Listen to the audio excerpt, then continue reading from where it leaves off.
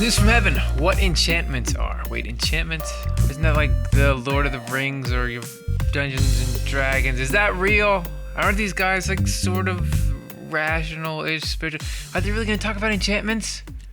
Stakes are high. But they're actually even higher than that. Because what this show is really about is your mind and my mind. And how we can, moment to moment, have a better go at things than we often do.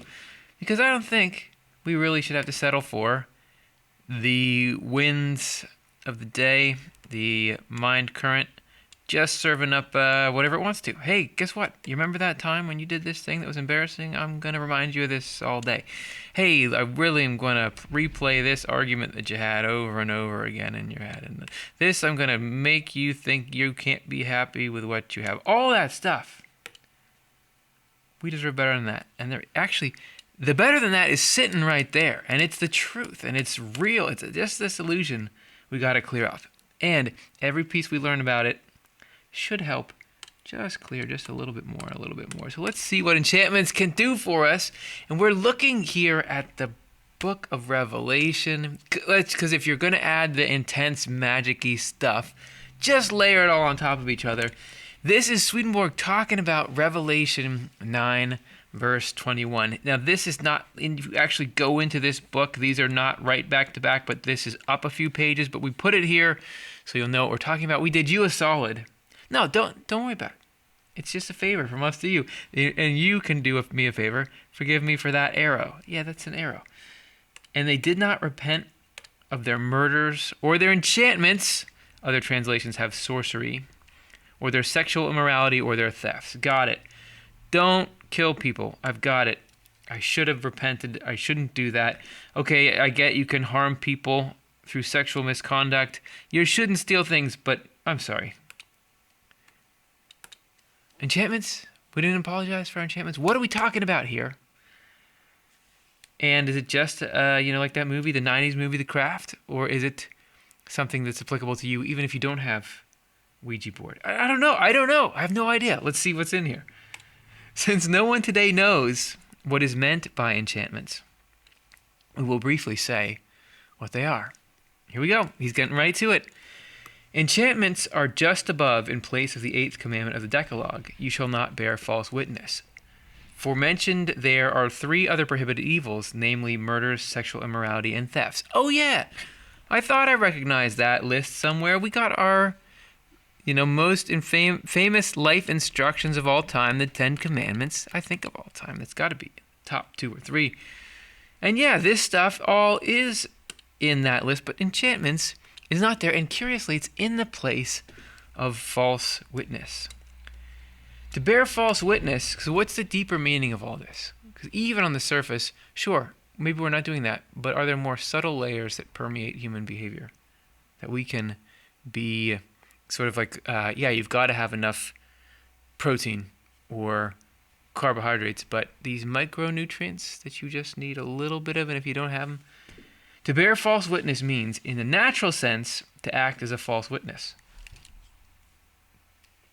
Cover doesn't lie. To lie and defame, and in the spiritual sense, here we go.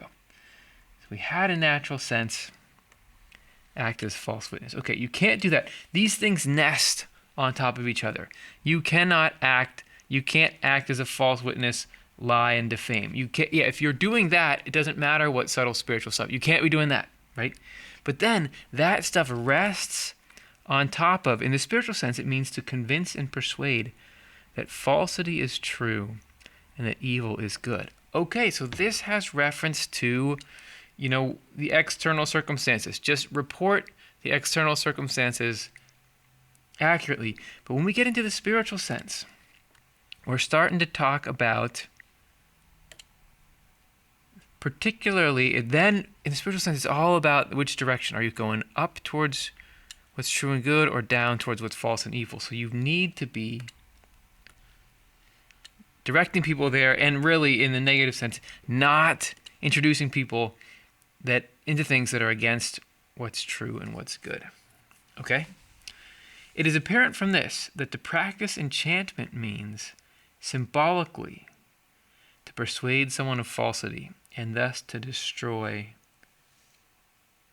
the truth. Okay. So the dynamic has changed here.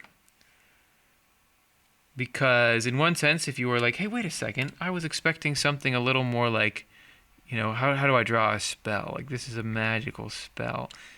That's a magical. I wanted something like this with like smoke coming out of it, and it's like, you had to like put a circle around it, and there's magic symbols on it. Where's that going to go? So that crowd is a little bit upset right now. I'd say hold on, because we're going to get somewhere cool. But then on the other side, we definitely have this, everyday life. Everyday life. How does it apply to you and me? Persuade someone of falsity and thus to destroy the truth. People are enchanted. All this stuff here that was just going at us in the mind. When we're in this state, when we believe all that stuff and we're ruminating on negative things and everything in life is about these sort of talking points that hell is trying to put in there, we're enchanted. Because, as we said, the truth is right here, but we can't see it and we can't feel it. So all the falsities we have enchant us. And that's a cool way to put it. It's a cool way to think about it. So what we need to not do is enchant somebody else. Don't put something in their mind that blocks their reception of what's actually true and good, right? Okay, but then let's see how this all went down among ancient peoples. The practice of enchantments existed among ancient peoples, and they were accomplished in 3 ways. Okay, here we go. First, they would keep someone else's hearing, and thus his mind continually focused on their words and declaration, without let up on any part of them, while at the same time inspiring and instilling their thought then through their breathing, coupled with the affection and the tone of their discourse, with the result that the hearer could not form any thought of his own. That sounds like a spell. So Swedenborg is saying that there actually were people, he's saying in ancient times, I don't know if people can still do this, that you can somehow manipulate somebody's consciousness. Don't look at this and say, oh, how can I do that? Oh, there's number 1, there's number 2. You're not supposed to do it. You'll get in big trouble.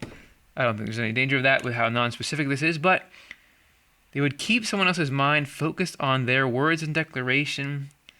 There was the breathing, the affection, something about the tone. And what does it do? The hearer couldn't form any thought of their own.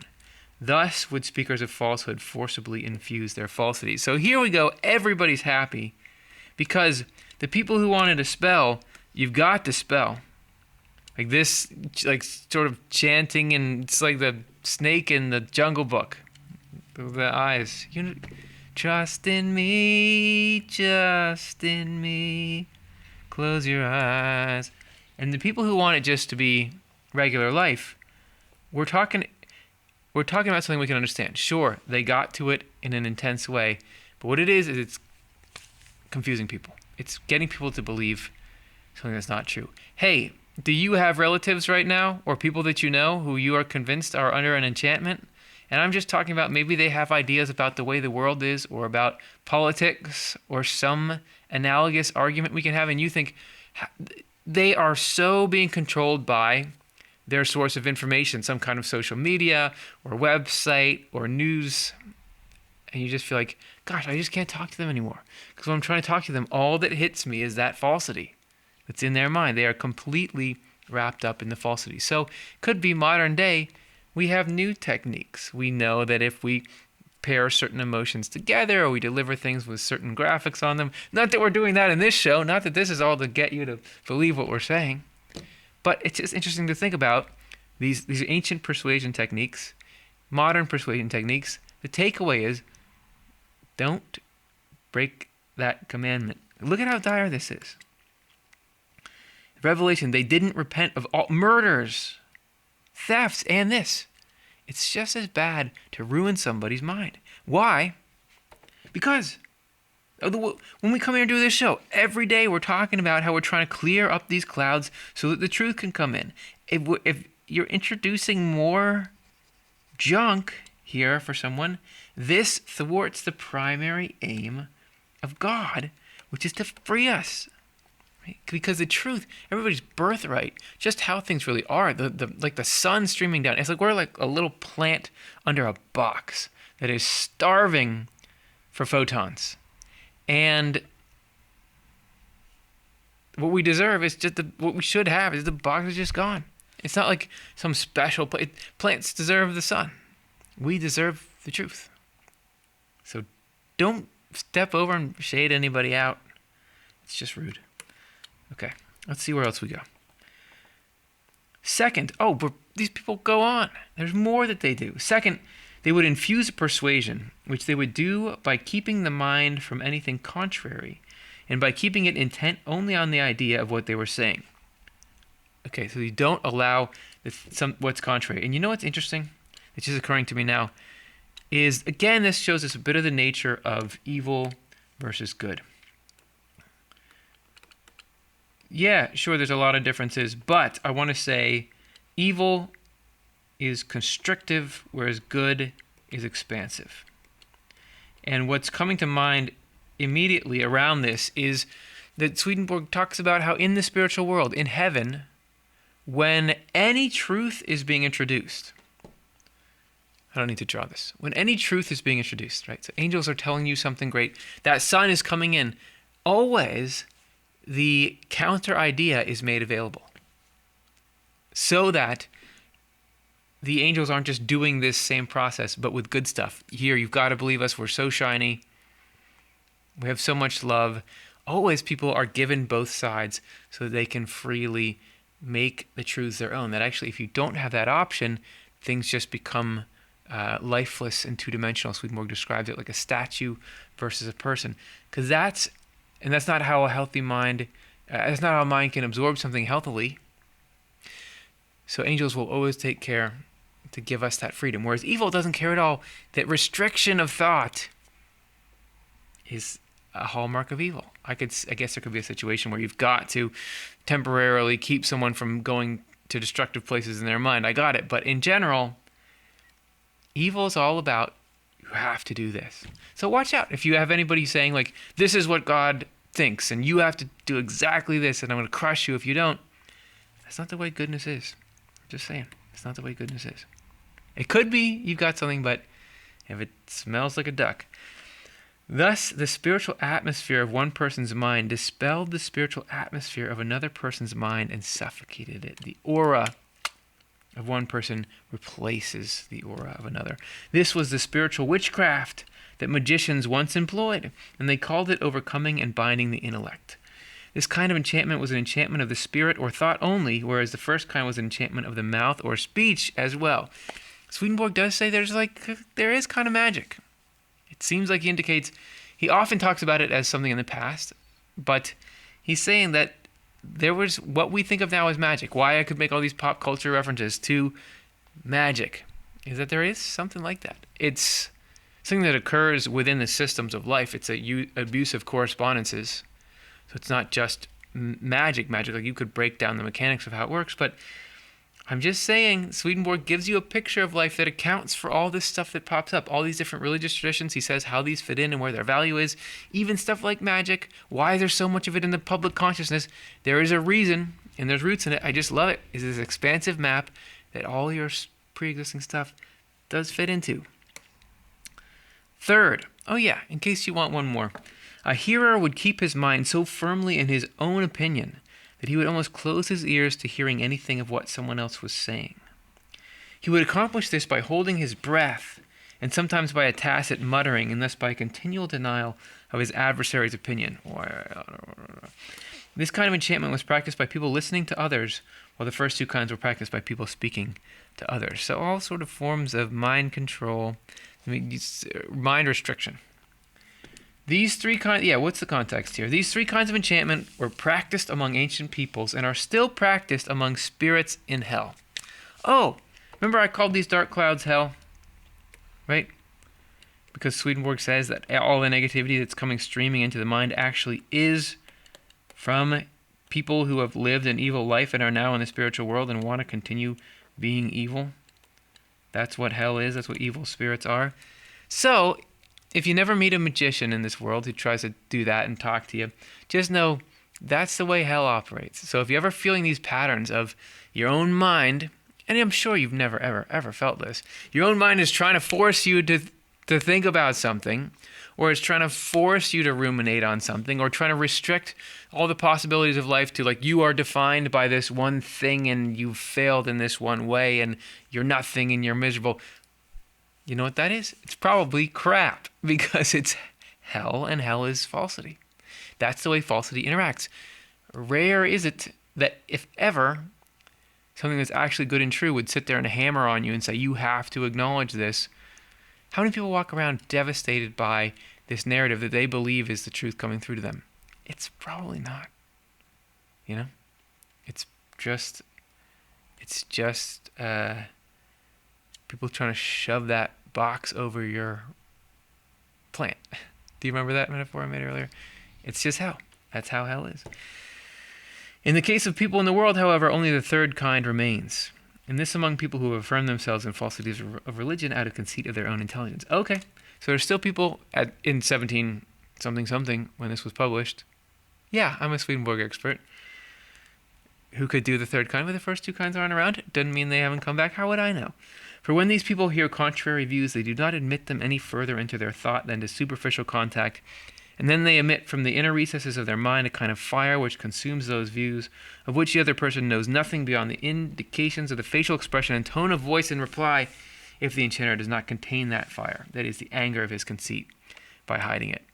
I don't know, man. People on YouTube can seem pretty convinced of their views. I feel like we'll go through and do this very long, drawn out, trying to be open and logical and hands-off explanation of a topic, and you'll just get these comments that are like, repeat my dogma point that's against you guys. Like, no, Jesus said, Bible says.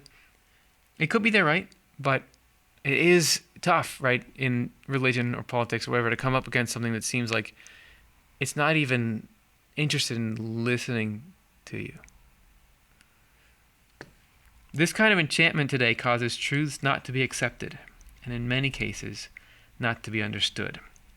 Now, here I am sniping out at people in the world, like, oh, this person's like this person's like that. It all comes back to us.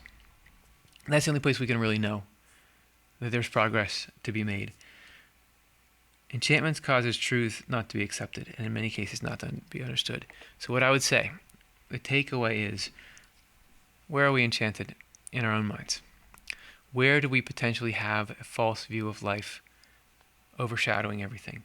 And can we, and that's hard to guard against because you never know, but can we just, knowing that that exists, knowing that falsities can completely bewitch you and keep you out of reality, and it's that we may not know, just to keep this little light on in our, or a little notification on in our spiritual smartphone that says, hey, I may be wrong about this. I may be seeing this differently, and particularly all the stuff that's making you miserable.